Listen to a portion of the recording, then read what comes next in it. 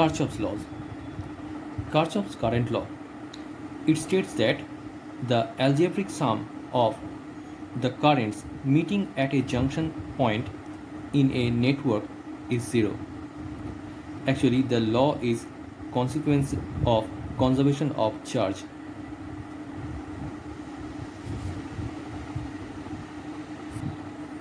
Suppose the currents I1 and I2 are meeting at point O, and other two currents I3 and I4 are coming out from the point O.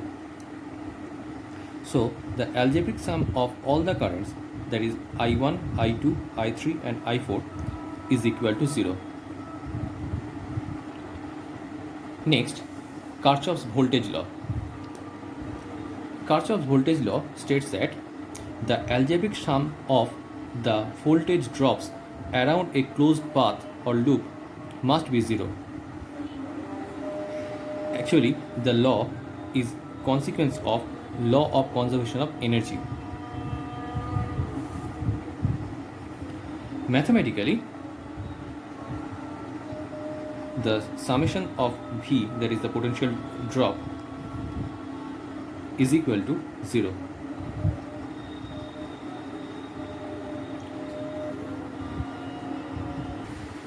Let us take a practical problem. We have to find out the current through the three resistances, 2 ohms, 1 ohms and 4 ohms. Now let us consider this loop is loop 1 or L1, and this is loop L2.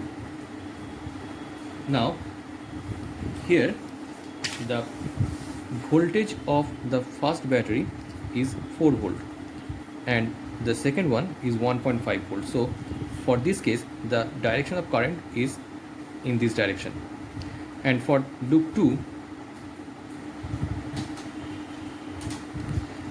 the voltage of this battery is 7 volt and this battery is 1.5 volt. So for this case the direction of current will be anti-clockwise. Now suppose the current through the first resistance, that is 2 ohms, is I1 and the last resistance or 4 ohms is I2, and the current through this resistance, that is 1 ohms, is actually the summation of these two, I1 and I2. So we let us consider the current through the 1 ohm resistance is I3, which is equal to I1 plus I2.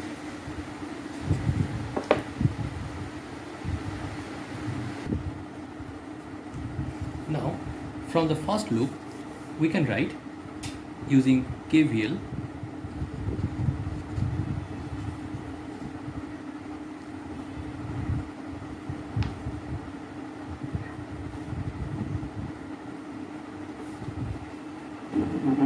here 4 volt minus 2 into I1, the voltage drop,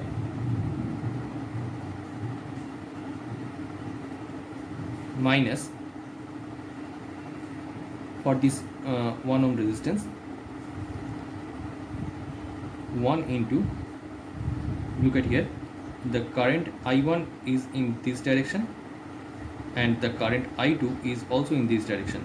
So through this resistance 1 ohm, the current I3 actually I1 plus I2. So we can write 1 into I1 plus I2 minus 1.5 volt. Actually the polarity of the 4 volt and this is opposite, so 1.5 is equal to 0. Now Let us simplify this equation. 4 minus 2i1 minus i1 minus i2 minus 1.5 is equal to 0, or minus 3i1 minus i2 plus 2.5 is equal to 0, or 3i1 plus i2 is equal to 2.5. This is equation number 1. Next, from loop 2 for this case, again using KVL in loop 2, we can write 7 volt for this battery, 7 volt minus voltage drop across 4 ohms resistance is 4 into I2 minus the voltage drop across 1 ohm resistance is 1 into I1 plus I2 minus 1.5 is equal to 0. Therefore,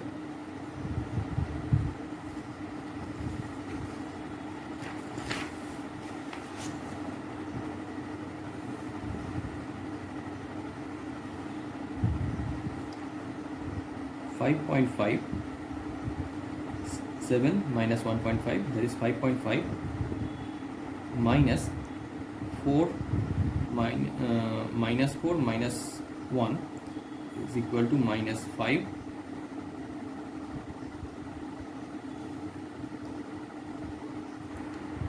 I2 minus I1 is equal to 0. Therefore, I1 plus 5I2 is equal to 5.5. This is equation number 2. Now, solving equation 1 and equation 2, we can write 3I1 plus I2 is equal to 2.5. This is equation number 1. And I1 plus 5I2 is equal to 5.5.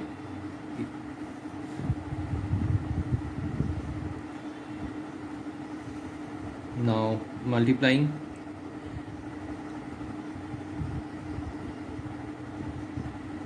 equation number 2 by 3, we can get 3I1 plus I2 is equal to 2.5, and 3I1 plus 15I2 is equal to 16.5. Now subtracting, we can get minus 14I2 is equal to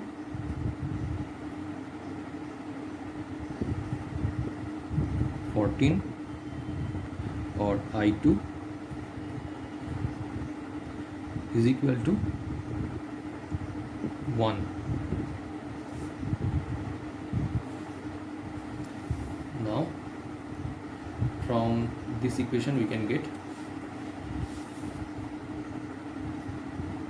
I1 plus 5 into 1 is equal to 5.5. Therefore, I1 is equal to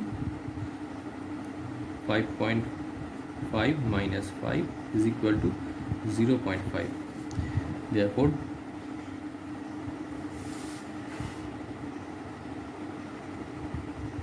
I1 is equal to 0.5 ampere and I2 is equal to 1 ampere. These are the results of the current through 2 ohms resistance and 4 ohms resistance. Now we have to find out the current through the 1 ohm resistance. Therefore, I3 is equal to I1 plus I2 is equal to 1 plus 0.5 is equal to 1.5 ampere.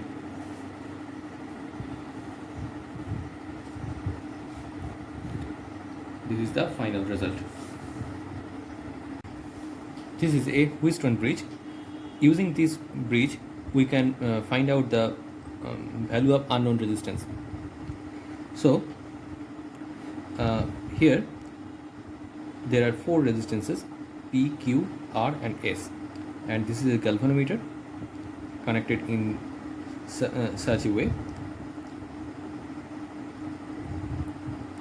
Now the EMF of the battery is, say, V. The current flowing in the circuit is I, and the branch of the current flowing through the resistance P is I1, and the branch of the current flowing through the resistance R is I2, and the current flowing through the resistance Q is I3, and the current through the resistance S is I4. Under null condition, the deflection of galvanometer is 0, actually in null situation. Therefore, for that case, the current through the galvanometer is Ig is equal to 0, and for that case, according to the theory of Wheatstone bridge, P by Q is equal to R by S. This is valid only for the case when the galvanometer deflection is in null condition or in 0 condition. Therefore, for null condition, P by Q will be equal to R by S. We will prove it using Kirchhoff's law. First of all, let us use Kirchhoff's current law, or KCL. Consider this node, say A. Here 3 currents, I1, Ig and I3. I1 have the direction just opposite to these two. Actually, I1 is coming in the node A, and Ig and I3 are coming out from the node A. Therefore, using KCL, we can write I1 minus Ig minus I3 is equal to 0. Therefore, I1 minus 0, since Ig is equal to 0,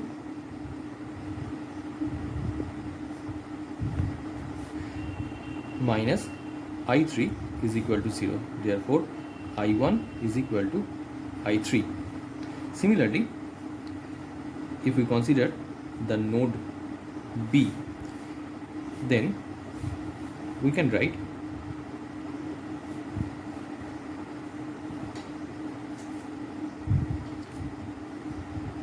I2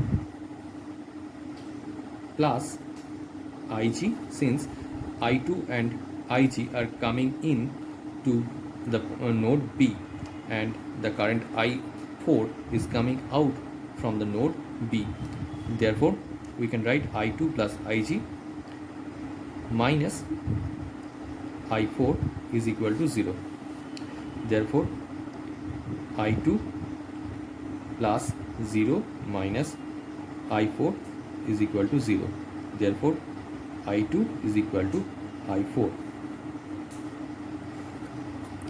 Next, let us use Kirchhoff's voltage law.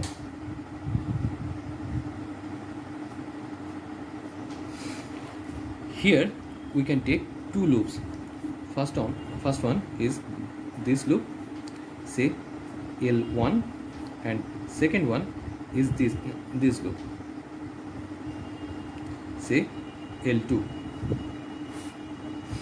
Now in loop L1 we can write P into I1 minus G into Ig minus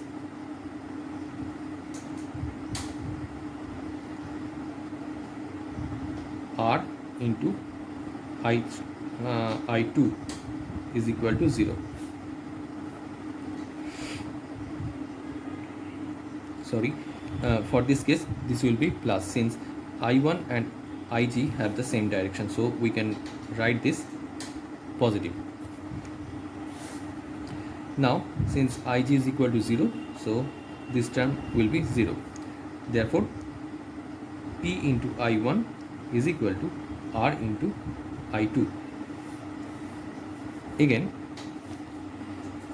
for loop L2 we can write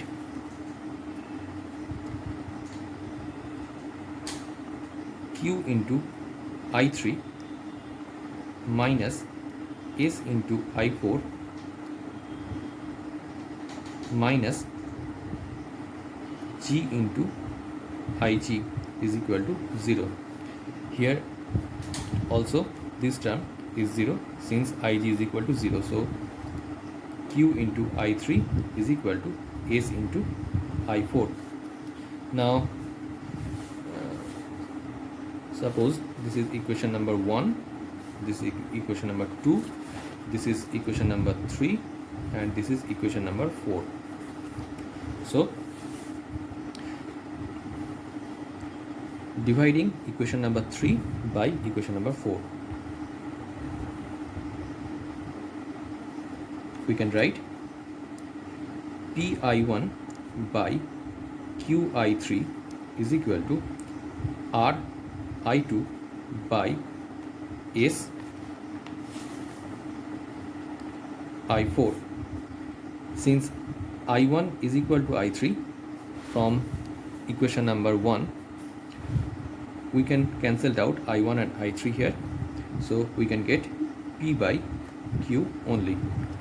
And in the right hand side I2 is equal to I4, since from equation number 2 we already have I2 is equal to I4. So for this case we can cancel out I2 and I4, and we can get R by S. This is the final relation for the null condition of Wheatstone bridge.